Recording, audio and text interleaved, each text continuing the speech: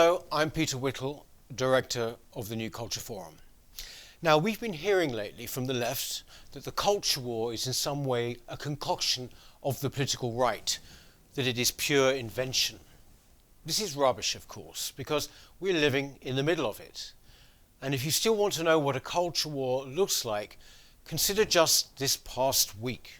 We are recording this on a Friday, and already in the past 5 days, we've seen the following. First of all, attempts to reclassify breastfeeding as chest feeding.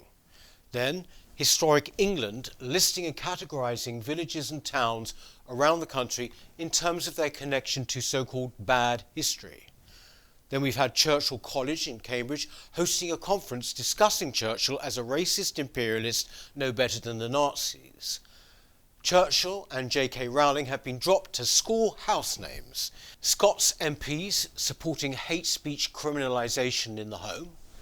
Then we've had threats to boycott advertisers on the forthcoming GB News channel before it has even aired. And the announcement of who will be on Sadiq Khan's new Commission for Diversity in the Public Realm, which will be deciding which historical legacies should and should not be celebrated. This last one has particular pertinence for me. As a London Assembly member, I've opposed this new Orwellian body every step of the way. At one point, Labour members tried to get me ejected from the chamber for suggesting their party had a problem with Britain and patriotism. But the people who make up this new unelected commission more than prove my point. 15 political activists. These are the people who will be sitting in judgment on our history.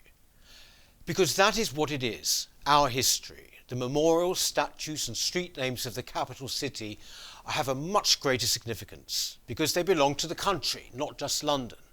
These people have no right to decide on our behalf what should happen to them.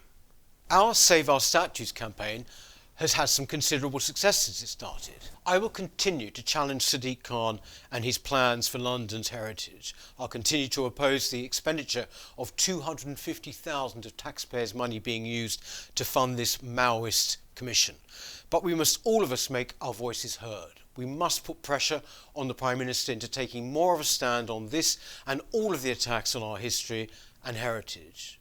And if you are in London and you can vote there this May, vote this destructive mayor out of office.